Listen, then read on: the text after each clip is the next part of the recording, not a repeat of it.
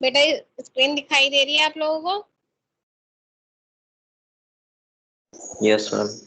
ठीक है, तो आज का टॉपिक है रेडियोग्राफिक इंटेंसिफाई स्क्रीन। जैसा कि हमने कल और उससे पहले वाले डेज में फिल्म के बारे में बात की पढ़ा, तो उसमें बार बार इंटेंसिफाई स्क्रीन के बारे में आ रहा है।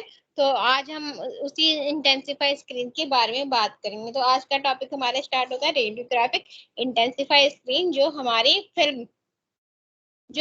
फिल्म के साथ लगी होती है, ठीक है, और जो इमेजेस को प्रोटेक्ट करता है। तो ये हमारी एक मैम इंटेंसिफाई। स्क्रीन शो नहीं हो रही। बेटा दोबारा से ज्वाइन करो। ओके।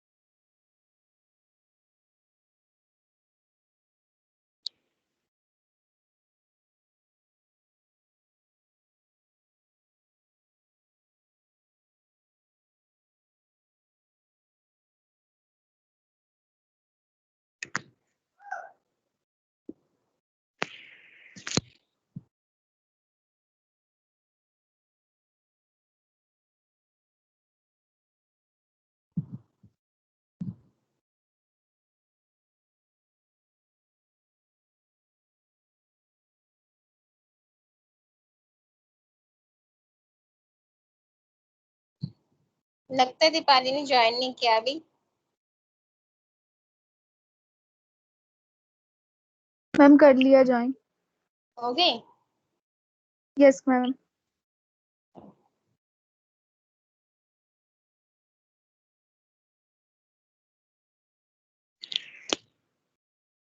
अब हम बात करेंगे इंटेंसिफाई स्क्रीन की, ठीक है। अब है जैसा कि स्लाइड में दिखाई दे रहा है, इंटेंसिफाई स्क्रीन के बारे में बता रहे हैं।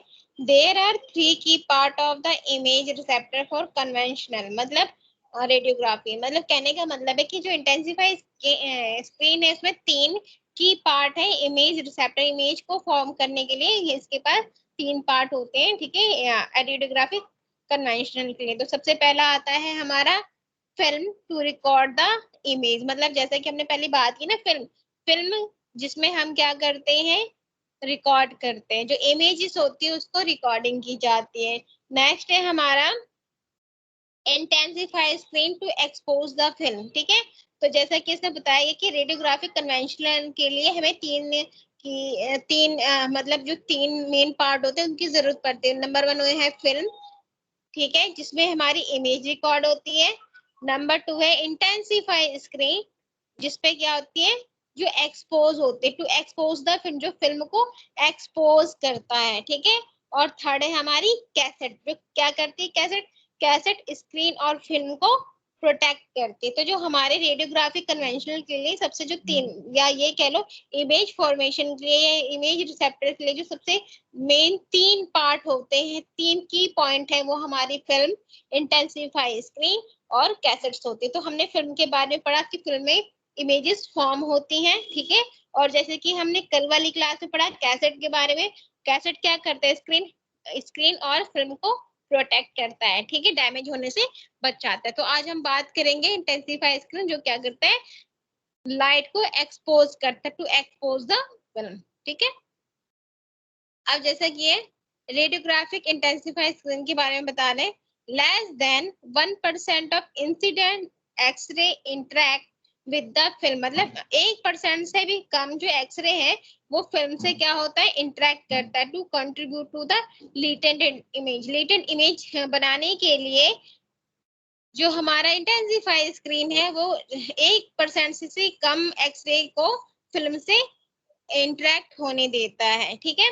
Intensify screen convert the remnant radiation to light, मतलब जो इंटेंसिफाई जो इस स्क्रीन है वो एक्सरे को किस में कन्वर्ट कर देती है, to light, then produce the latent image, जिससे क्या होगी, लेटेंट इमेज को प्रोड्यूस किया जा सके, ठीक है।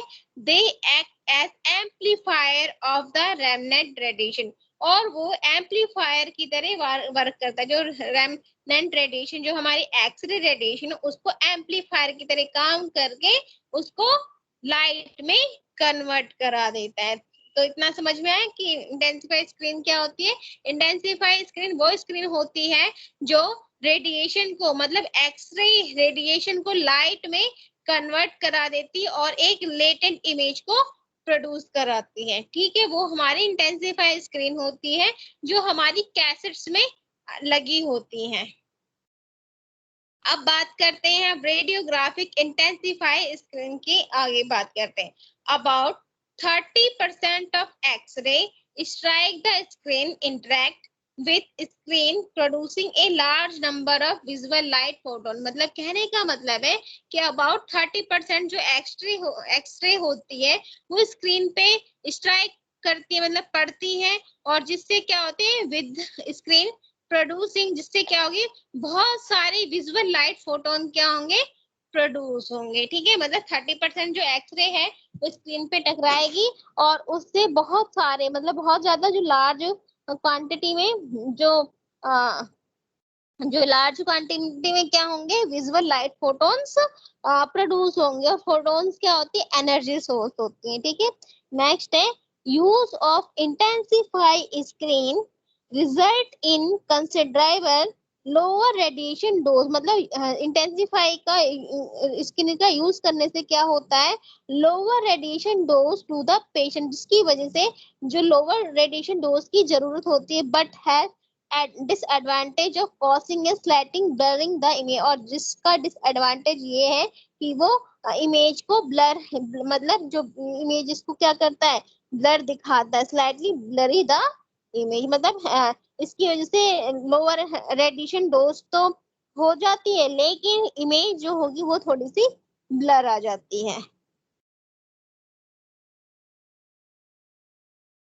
नेक्स्ट है हमारी रेडियोग्राफिक इंटेंसिफाई स्क्रीन में most conventional radiographic cassettes have a pair of screen, मतलब जो रेडियोग्राफिक कैसेट्स होती हैं उनके पास स्क्रीन के जोड़े होते हैं, दैट सैंडविच द फिल्म, जो फिल्म को सैंडविच की तरह रखती है, मतलब बीच में फिल्म होगी, उसके ऊपर और उसके नीचे दोनों तरफ क्या होंगी, क्या होंगी बेटा, स्क्रीन होंगी, ठीक है। मतलब जो हमारे रेडियोग्राफिक कैसेट्स है उसमें जो स्क्रीन है, स्क्रीन और फिल्म के बीच एक सैंडविच टाइप का रिलेशन रहेगा, ठीक है। This design use double emulsion, और इसको हम इस मतलब इसको हम डबल इमल्शन फिल्म भी कह सकते हैं, ठीक है। अब आता है स्क्रीन कंस्ट्रक्शन, मतलब इंटेंसिफाई स्क्रीन कंस्ट्रक्शन। तो हमारी जो इंटेंसिफाई स्क्रीन है वो 4 लेयर से मिलकर बनी होती है, जैसा कि इस स्लाइड में दिखाया गया है। हमारी जो इंटेंसिफाई स्क्रीन है वो 4 लेयर से मिलके बनी हुई है। Number 1 protective coating, number 2 phosphorus, number 3 reflective layer और नंबर 4 बेस। तो जैसा कि इसमें दिखाया जा रहा है कि ये हमारी एक इंटेंसिफाई स्क्रीन की इमेज है, जिसमें देखो बेस दिखाया गया है, रिफ्लेक्टिंग लेयर है, फिर फास्फोरस लेयर है, फिर प्रोटेक्टिंग कोटिंग है। तो इसमें देखो जो सबसे ज्यादा जो एरिया लिया है उसने बेस ने लिया है, हमारी रिफ्लेक्टिव लेयर से फास्फोरस और प्रोटेक्टिंग कोटिंग है। तो ये हमारी जो है इसी लेयर से हमारी इसी लेयर से हमारी क्या है, इंटेंसिफाई स्क्रीन मिलकर बनी है। तो हमारी इंटेंसिफाई स्क्रीन 4 लेयर से मिलकर बनी हुई है, ठीक है।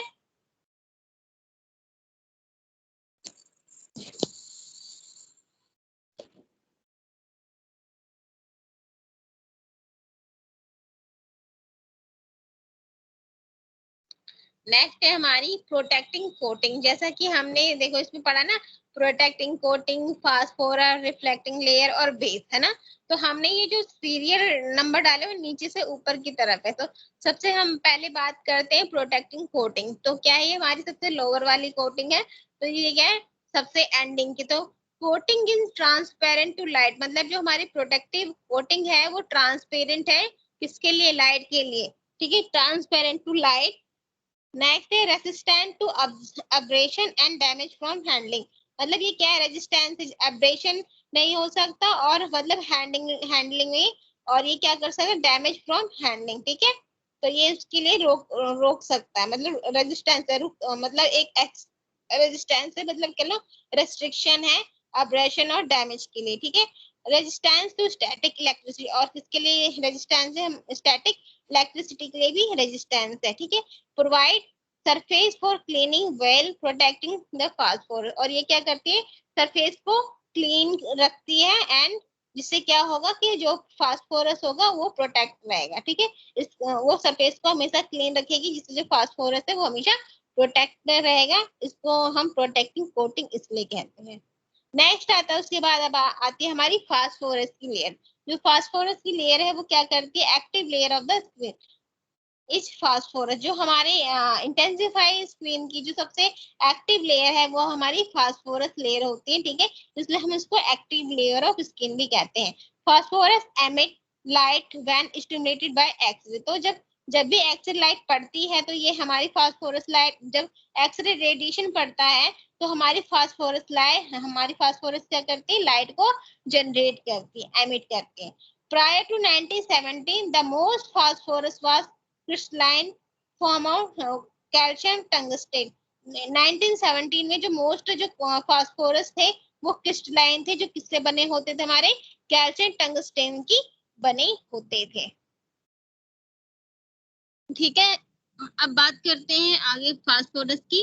The modern skin use rare earth element such, जो आजकल की जो मॉडर्न इंटेंसिफाई स्किन है उसमें आजकल रेयर अर्थ एलिमेंट का यूज हो रहा है, जैसे कि गोल्डनियम, लैंथेनम और एट्रम। ये हमारे मतलब रेयर अर्थ एलिमेंट है जो आजकल मॉडर्न इंटेंसिफाई स्किन में यूज की जा रही है।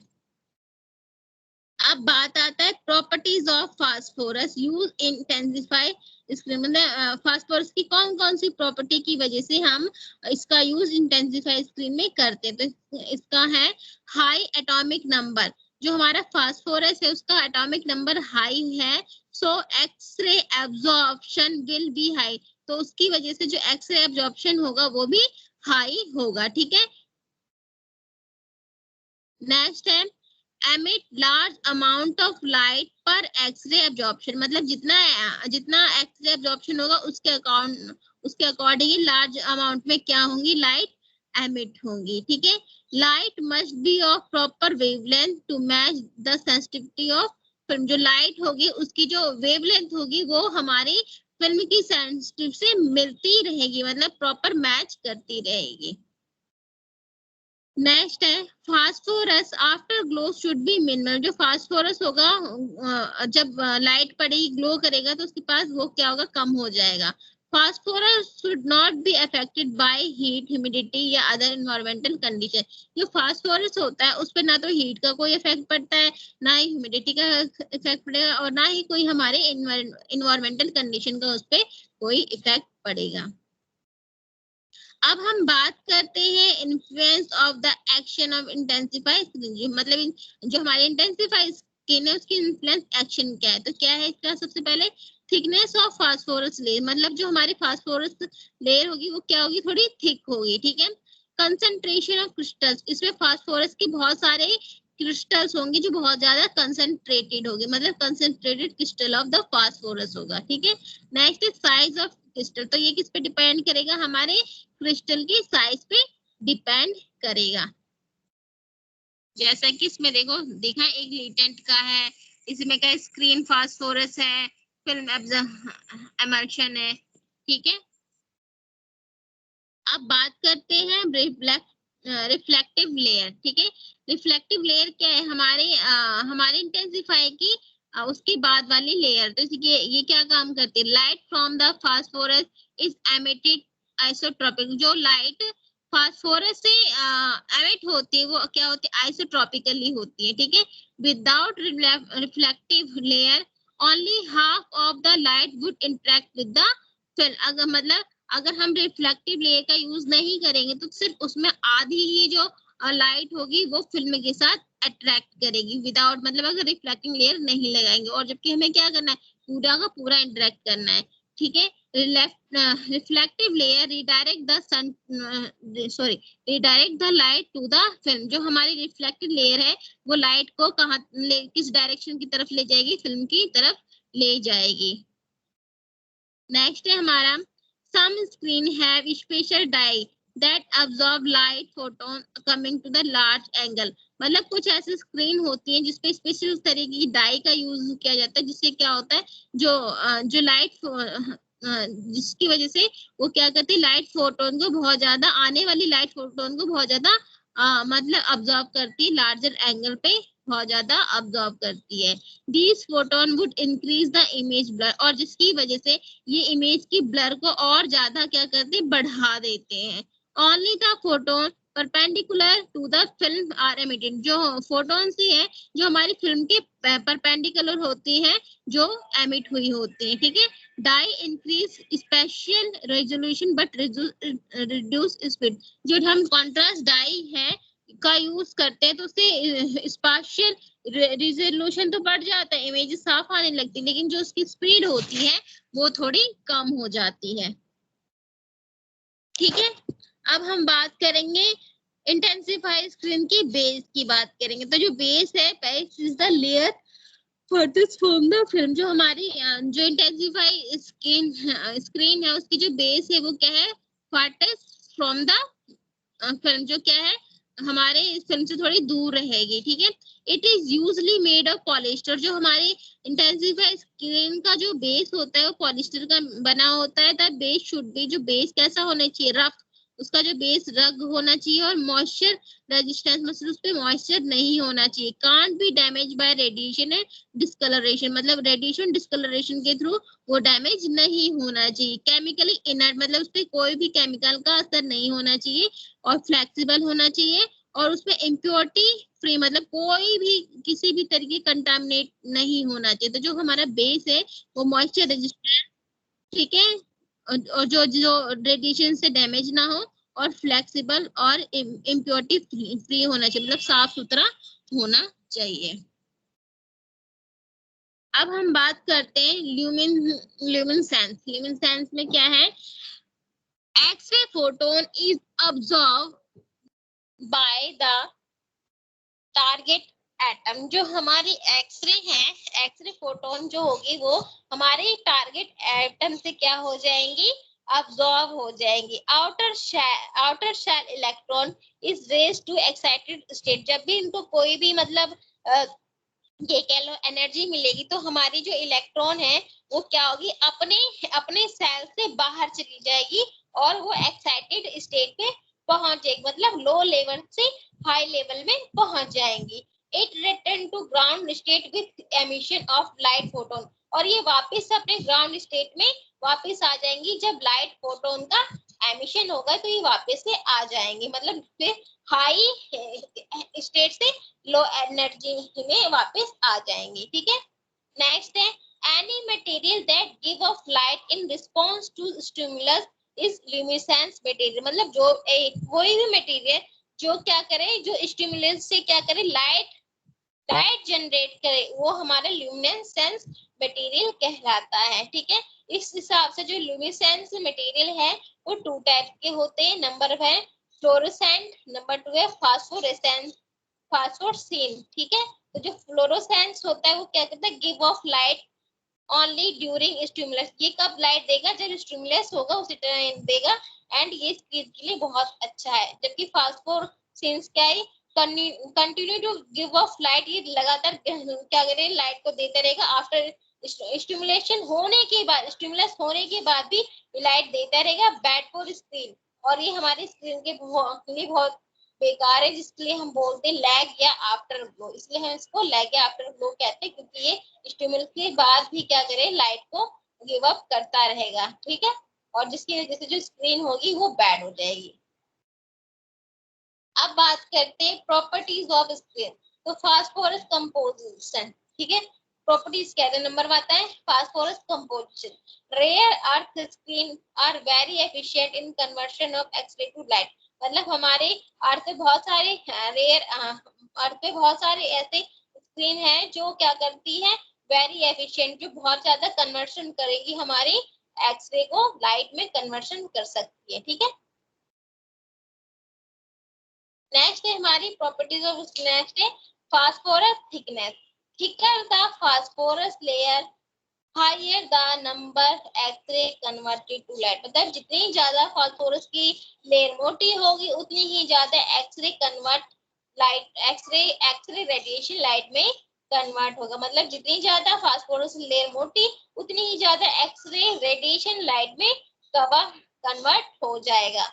उसके बाद आता है हमारा high speed screen have thick layer. जो हाई स्पीड स्क्रीन होगी उसकी जो लेयर होगी वो कैसी होगी, थिक होगी, चौड़ी होगी। And detail screen have a thin, और जो डिटेल स्क्रीन होगी वो उसकी जो लेयर होगी वो कैसी होगी, थिन होगी, ठीक है।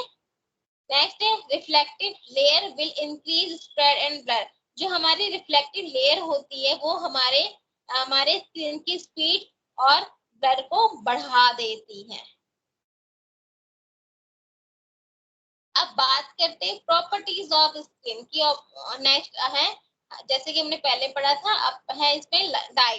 Light controlling dye are added to control the light spread to improve partial resolution. मतलब जो हम लाइट कंट्रोलिंग डाई का यूज करते हैं, किसमें, लाइट कंट्रोलिंग डाई जो होगी वो हम क्या करेंगे, ऐड करेंगे, जिसकी वजह से जो लाइट की जो स्पीड होगी उसमें इंप्रूवमेंट होगा, ठीक है, जिससे पार्शियल रेजोल्यूशन में भी इंप्रूवमेंट होगा।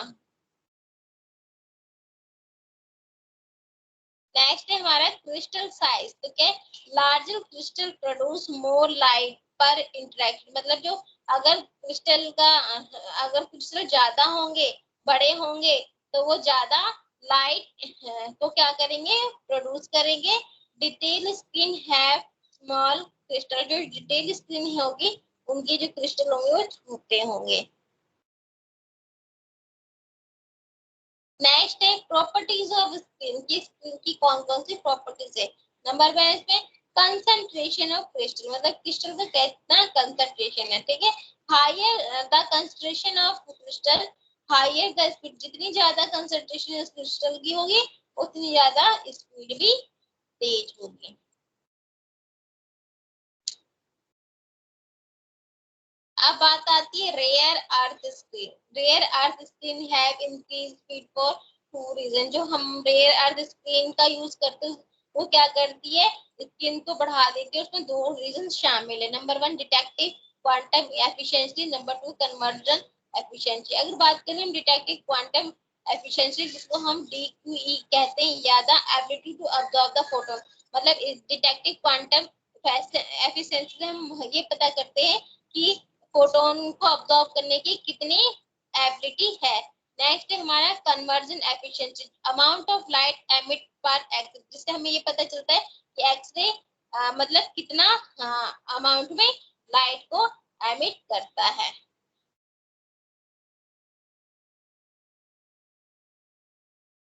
नेक्स्ट है हमारी इमेज नॉइज, ठीक है। इमेज नॉइज में क्या है, कन्वर्जन एफिशिएंसी।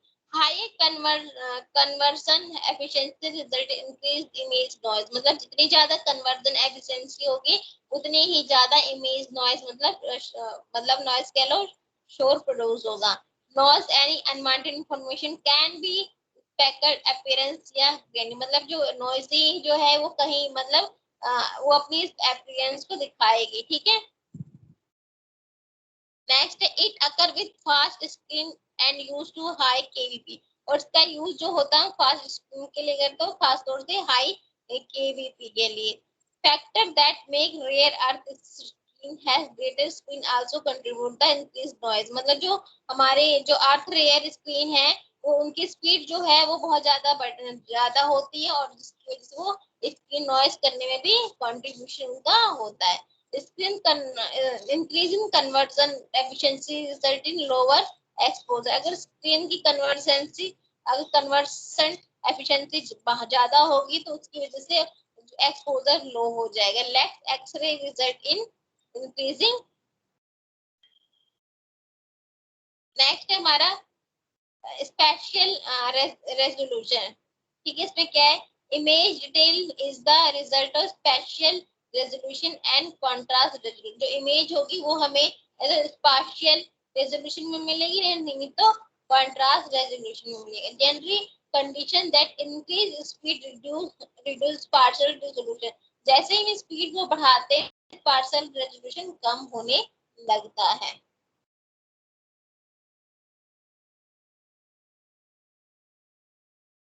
नेक्स्ट है हमारा स्पार्शियल रेजोल्यूशन के बारे में। When skin phosphorus react with X-ray, larger area film is exposed। जब भी हमारी फास्फोरस एक्सरे रेडिएशन से क्या करती है, रिएक्ट करती है, तो larger area of film is expose. जिसके फिल्म का लार्जर एरिया एक्सपोज होगा, then what will be expose, और क्या होना चाहिए उससे भी ज्यादा हमारा वो फिल्म का एरिया एक्सपोज होगा। Result in reduced partial resolution and more blur. और जिसकी वजह से क्या है, हम स्पार्शियल रेजोल्यूशन को कम कर देते हैं और जो इमेजेस होंगी वो और ज्यादा ब्लर हो जाएंगी। अब बात करते हैं special resolution. Direct exposure can resolve 50 IPIM with very small focal. जो डायरेक्ट अगर एक्सपोजर करेंगे तो वो क्या करेगी, वो रिजॉल्व कर देगी हमारी 50 IPM with very small focal spot पे ही उसे रिजॉल्व कर देगी। High speed screen can resolve 7 IPMM। जो हाई स्पीड स्क्रीन होगी वो 7 IP अपॉन mm में ही रिजॉल्व हो जाएगी। डिटेल स्क्रीन कैन रिजॉल्व, अगर पूरी स्क्रीन की डिटेल निकालनी है तो कम से कम 15 IP पर mm लगेगा। Unaided I can resolve 10 IP पर mm। अगर किसी आई में कोई भी प्रॉब्लम नहीं है तो उसके रिजॉल्व के लिए 10 IP पर mm लगेगा। High speed screen have thick layer of crystal. जो हाई स्पीड स्क्रीन होगी उस पे क्रिस्टल की जो लेयर होगी वो थिक होगी और लार्जर क्रिस्टल प्रेजेंट होंगे। High detail screen have thin layer of small. जो हाई डिटेल स्क्रीन होगी उसमें स्मॉल क्रिस्टल्स बहुत सारे, थिन लेयर की स्मॉल क्रिस्टल बहुत सारे होंगे।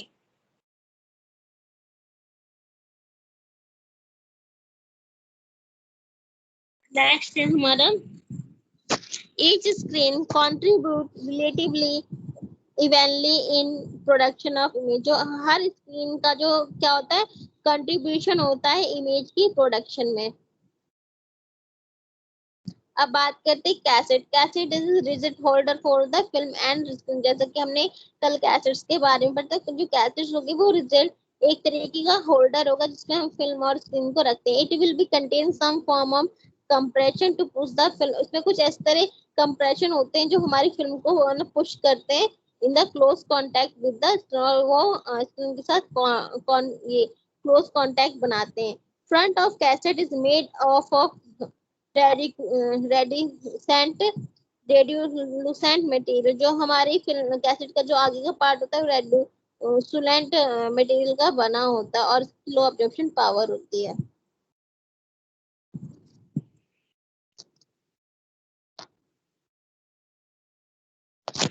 नेक्स्ट आता है spectrum matching. For the screen to work maximum efficiency light absorption characterize of film must be match to the light emitted from the screen.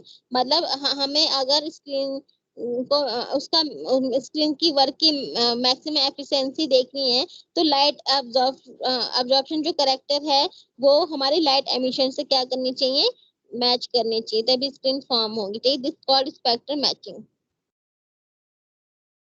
Next है calcium tungstate emit broad blue spectrum. जो हमारा calcium tungstate है वो blue colour का spectrum को show करेगा। Rare earth emit green. जो rare earth emit होंगे, जो रेयर अर्थ होंगी वो ग्रीन कलर का स्पेक्ट्रम को एमिट करेंगे। Screen screen film and safelight must match, और इसके साथ फिल्म स्क्रीन और सेफ राइट भी एक दूसरे के साथ मैच होनी चाहिए। अब आता है asymmetric screen in the cassette can be two type, जो हो कैसेट्स में जो स्क्रीन यूज होती है टू टाइप की होती है। Some people use two different screen in cassette for full spine radio. कुछ जो पेशेंट है वो फुल स्पाइन रेडियोग्राफी में दो तरीके की क्या करती है, कैसेट को डिफरेंशिएट करते हैं। When type of screen are different, जब स्क्रीन के टाइप डिफर होंगे तो they are refer to asymmetric, from asymmetric screen के तौर पे रेफर करेंगे। अब बात होती है care of screen and cassette. High quality radiography require the screen can be clean free of artifact. जो हाई क्वालिटी की जो रेडियोग्राफी होंगे उनको चाहिए कि वो स्क्रीन को क्लीन करें और आर्टिफैक्ट से दूर रखें। Avoid touching screen with your hand, और जितना कोशिश करना चाहिए अपने हाथों को स्क्रीन से टच करने से अवॉइड करना चाहिए। Clean the screen with screen cleaner, screen को हमेशा स्क्रीन क्लीन से ही साफ करना चाहिए। Don't slide the film in या out when loading the cassette, मतलब जब भी हम कैसेट में फिल्म को लोड करते हैं तो वो बाहर अंदर या बाहर की तरफ डाउन गिरनी नहीं चाहिए। Keeping the dark room clean with help reduce dust and getting dust into cassette, मतलब जो डार्क रूम है उसको हमेशा क्लीन अप करके रखना चाहिए, क्योंकि उसकी वजह से जो डस्ट होती है जो कैसेट में प्रेजेंट होती है वो रुक जाती है। Don't stuck the cassette on top of each other, cassette को एक दूसरे के बीच में मतलब अटैच नहीं करना चाहिए, as weight can damage the cassette, नहीं तो वेट की वजह से कैसेट डैमेज हो सकता है। Load the film completely in the cassette, जितनी भी फिल्म है वो कैसेट में लोडेड होनी चाहिए। Clean the screen at least quarterly, मतलब क्वार्टरली हमें स्क्रीन को साफ करते रहना चाहिए। Use only special formula screen cleaner with anti static property, हमें हमेशा स्पेसिफिक स्क्रीन क्लीनर लेनी चाहिए जिसकी एंटी स्टैटिक प्रॉपर्टीज हो।